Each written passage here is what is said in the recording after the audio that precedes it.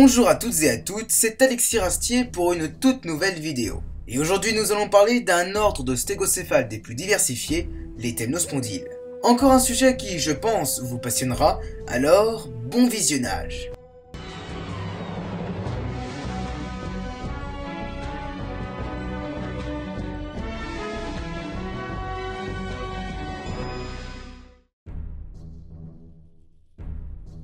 Les temnospondyles étaient de grands amphibiens primitifs, appartenant au clade des stégocéphales. Pour rappel, les stégocéphales formaient un grand groupe paraphylétique composé d'amphibiens primitifs caractérisés par un crâne pourvu de plaques osseuses, dermiques et ornementées. Les temnospondyles ont prospéré pendant plus de 280 millions d'années, du Carbonifère inférieur au Crétacé inférieur, soit d'au moins 340 à moins 100 millions d'années avant notre ère. Les restes fossiles de ces tétrapodes sont répartis sur tous les continents. Ils étaient particulièrement diversifiés au Permien et au Trias, mais commencèrent à décliner au Jurassique inférieur dû à la concurrence avec les amniotes qui étaient de plus en plus fréquents et de plus en plus répandus. Ils finissent par s'éteindre au Crétacé inférieur. Ces stégocéphales étaient pour la plupart de grands prédateurs, occupant des niches écologiques similaires à celles de nos crocodiliens actuels. Ils avaient un mode de vie aquatique, amphibie ou encore terrestre, ce qui indique de grandes capacités d'adaptation à différents types de milieux. L'ordre des temnospondyles est en effet extrêmement diversifié. Il compte à ce jour plus de 26 familles, c'est vous dire. Les temnospondyles sont caractérisés par une colonne vertébrale constituée de vertèbres en plusieurs parties. Le neurocentre, qui est la partie dorsale et allongée, ainsi que le pleurocentre et l'intercentre, qui sont autour de la moelle épinière. On appelle ce type de vertèbres des vertèbres rachitomes. Autre grande caractéristique très spécifique des temnospondyles, l'ornementation du crâne. En effet, les os dermiques constituant le toit crânien présentent un réseau de sillons, de bosses d'alvéoles caractéristiques des temnospondyles. Enfin, ils étaient tous aussi pourvus à l'avant et à l'intérieur du palais de grands crocs qu'on appelle les crocs palatins, ainsi que de grandes fenêtres ovoïdes qu'on appelle les fenêtres interptérygoïdiennes. Alors, il paraît évident que je ne pourrais pas parler de tous les genres appartenant aux temnospondyles. Par conséquent, j'ai choisi quelques genres de par leur caractère unique ou représentatif des temnospondyles. Le genre Eryops, dont l'espèce type est Eryops megacephalus, est un temnospondyle appartenant à la famille des Euryopidés. Ce grand amphibien pouvait atteindre 2 mètres de long et a été découvert dans le comté d'Archer au Texas, dans des couches sédimentaires datées du Cisuralien inférieur, soit moins de 290 millions d'années en arrière au Permien. Par ailleurs, les restes fossiles d'Eryops sont constitués de plusieurs squelettes complets, dont les crânes sont particulièrement bien conservés. C'est pourquoi Eryops est très certainement le temnospondyle le plus connu.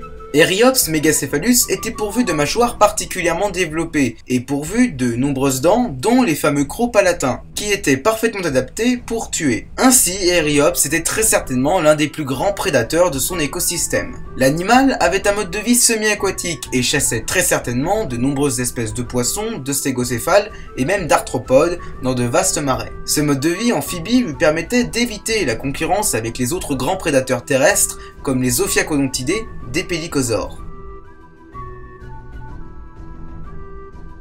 Le genre Platyistrix, dont l'espèce type est Platyistrix rugosus, appartient à la famille des Disaurophidae. Contemporain d'Eryops, Platyistrix vécut du Pennsylvanien supérieur au Cisuralien inférieur, soit de moins 300 à moins 290 millions d'années avant notre ère. Platyistrix fut découvert en 1910 au Texas, et ses restes fossiles demeurent très fragmentaires. En effet, on n'a retrouvé que quelques vertèbres, dont les épines neurales hypertrophiées caractéristiques du genre et un crâne. Pour avoir une reconstitution fidèle de l'animal, il a donc fallu s'inspirer de l'anatomie de son plus proche cousin, le genre Cacops. Platyistrix mesurait que 1 mètre de long et était très bien adapté à un mode de vie plutôt terrestre. Il était pourvu de membres postérieurs et antérieurs courts, et son crâne était assez volumineux, comme chez tous les temnospondyles. Ces épines neurales hypertrophiées devaient très certainement former une voilure dorsale, dont la fonction était très certainement la thermorégulation, ou encore avoir un but dans la reproduction, voire les deux. Enfin, du fait de sa petite taille, Platyistrix devait très certainement être une proie pour des temnospondyles plus volumineux, comme Eryops, ou encore pour des amniotes, comme par exemple les Ophiacodontidés.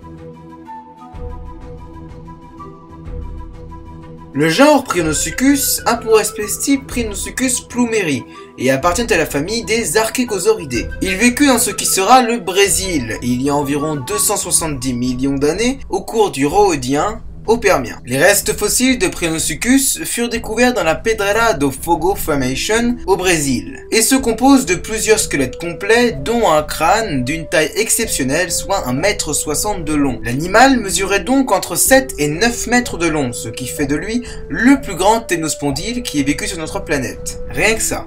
À première vue, le Prionosuchus fait penser au crocodiliforme, car très proche morphologiquement, mais la comparaison s'arrête là. On est ici devant un très beau cas de convergence évolutive. En effet, les Archégosauridae et les crocodiliformes appartiennent à deux clades bien différents. Pourtant, ils partagent des caractéristiques morphologiques similaires, comme un crâne fin et allongé, pourvu de dents coniques. Cela s'explique par le fait que les crocodiliformes et les Archégosauridae ont le même mode de vie, et occupent les mêmes niches écologiques. Ils se sont tout simplement adaptés aux mêmes contraintes environnementales. Le Prionosuchus était au sommet de la chaîne alimentaire, et chassait poissons, autres stégocéphales et très certainement des amniotes terrestres venant se désaltérer, comme les caséidés.